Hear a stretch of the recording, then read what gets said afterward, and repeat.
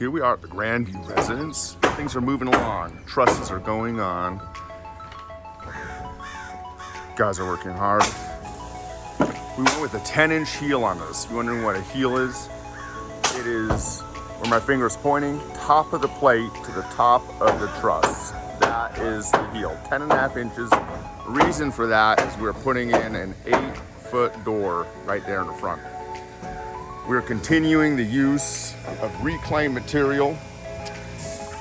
Again, that grain is a beauty. Let's scan over this grain right here.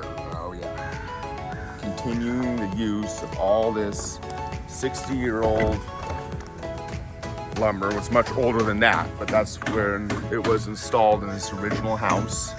Using it for blocking. Here's what is being sold today. And here is the lumber that was used in the 50s, 60s, 40s. So we're continuing to use that throughout. You can see as we walk that all that green, the green lumber that you see there, painted, that's all really, really nice.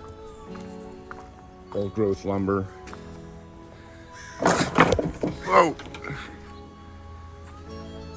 Let's take a look at that grain up there. You can see it.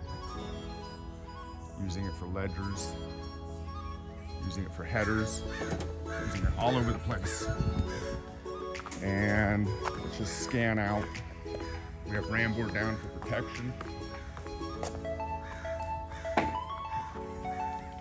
Scan of the project. That is the bedroom wing / deck. Deck going beyond that wall over there. That'll be an Ipe deck that comes out of the master bedroom. All those beams you see here, these Glu-lam beams, they will be exposed. They will have a nice stain or probably paraffin oil on them. The Glu-lam keep them preserved. The purpose of this ram board is primarily a spill guard. If any of the guys working spill some drink or anything, that protects it until this concrete is going to get ground down and polished to expose the seeded rock that we have in there.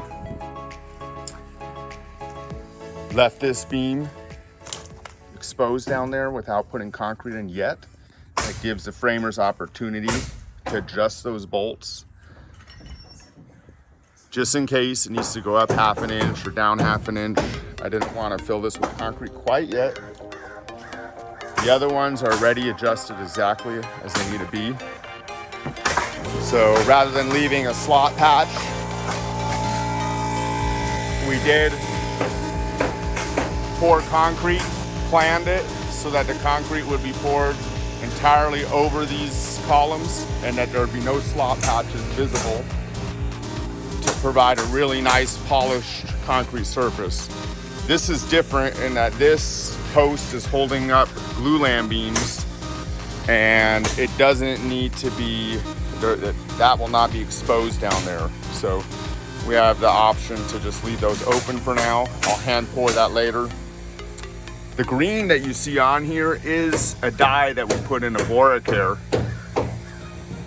After watching the Matt Reislinger video, we, along with the owner, decided to spray that Bora care on this whole old understructure. So you can see this is all old structure right there. That's the original building.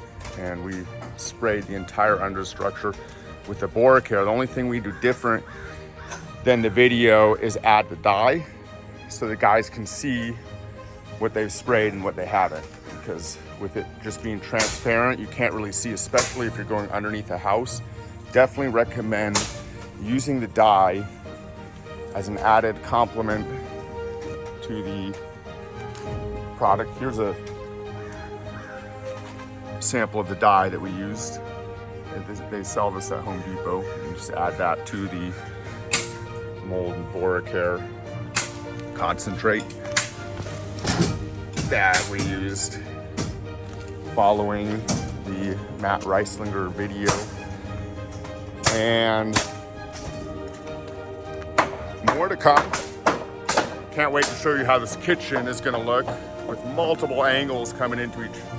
So this roof will angle down like this and then angle back up, kind of in a inverse V shape with a big old overhang coming out about 6 foot. Will be really, really cool. It's gonna be massive. I mean, you can see how tall those ceilings are.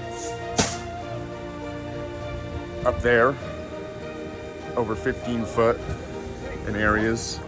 So it's gonna be really, really cool. Show you more as the job progresses.